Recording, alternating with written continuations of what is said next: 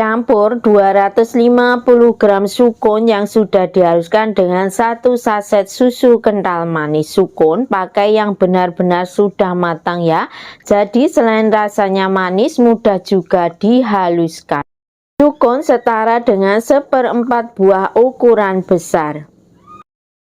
Aduk kedua bahan sampai benar-benar tercampur dengan rata, kemudian sisihkan terlebih dahulu. Sukun dihaluskan dengan cara boleh secara manual ya, ataupun memakai blender.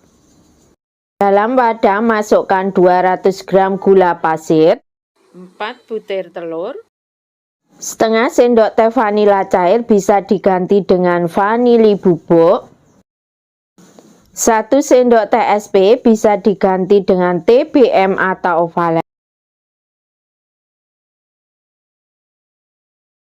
Mixer adonan menggunakan kecepatan yang paling tinggi sampai adonannya mengembang putih kental dan berjejak. Mixer adonan selama kurang lebih 8-10 menit, tentunya juga disesuaikan dengan kecepatan mixer masing-masing dan kualitas pengembang yang dipakai. Kira-kira seperti ini ya hasil adonannya. Setelah itu matikan mixernya terlebih dahulu.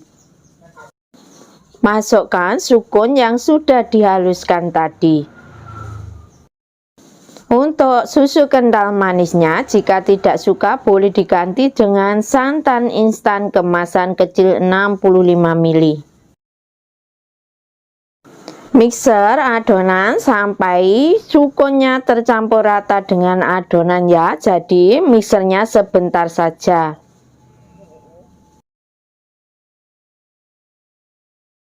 Masukkan secara bertahap 200 gram tepung terigu. Tepung sudah saya ayak dengan setengah sendok teh baking powder. Diayak agar tidak ada bahan yang bergerindil sehingga nanti hasil bolunya itu lebih lembut. Kemudian mixer menggunakan kecepatan yang paling rendah sampai tercampur rata saja ya untuk tepung dan adonannya. Tepung saya memakai tepung terigu berprotein sedang. Untuk keterangan resepnya nanti saya sertakan di description box-nya ya, berada di bawah judul. Setelah semua tepungnya dimasukkan mixer sampai tepung tercampur rata saja dengan adonan. Jadi tidak perlu terlalu lama-lama memixernya karena itu bisa menyebabkan nanti bolunya bantat atau tidak mengembang.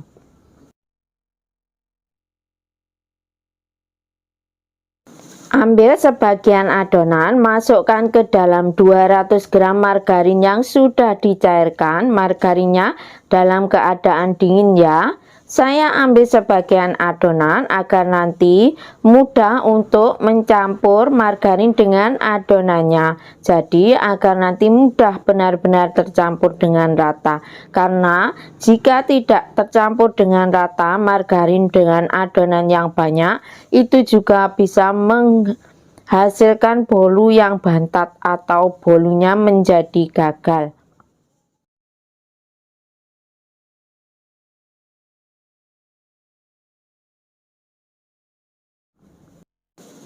Masukkan campuran adonan dengan margarin cairnya ke dalam adonan yang banyak tadi. Aduk balik adonannya sampai benar-benar tercampur dengan rata ya untuk margarinnya.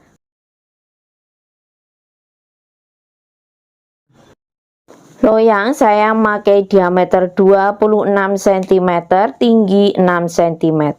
Loyang bisa juga memakai diameter 24 cm, tinggi 8-9 cm ya. Kemudian masukkan adonannya. Loyang sebelumnya sudah saya olesi dengan Carlo Kawi yang terbuat dari 1 sendok makan tepung terigu, 1 sendok makan minyak goreng, dan 1 sendok margarin dicampur rata kemudian dibuat untuk olesan.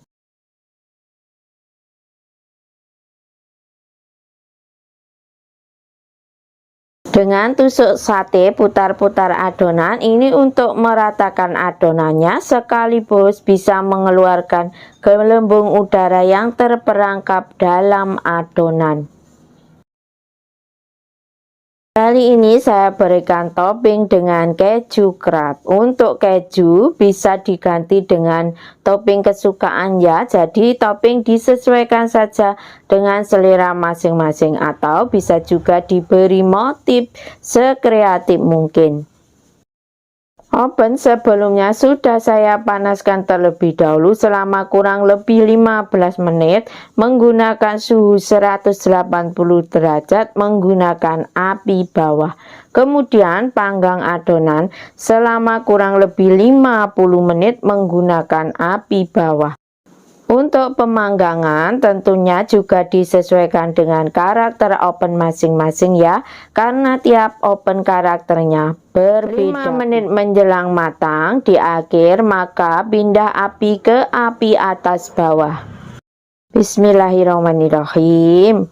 Alhamdulillah ya, bolunya sudah terlihat sangat cantik warnanya. Tes dengan tusuk lidi, jika tidak ada adonan yang menempel, itu tandanya bolu sudah matang dan siap untuk diangkat.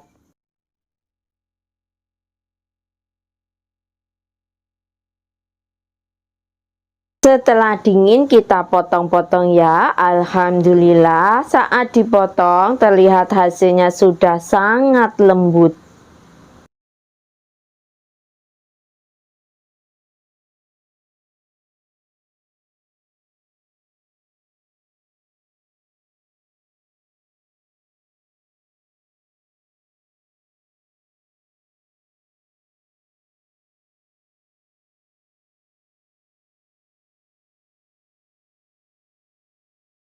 Lihat teksturnya sudah terlihat sangat lembut, pori-porinya juga sangat halus.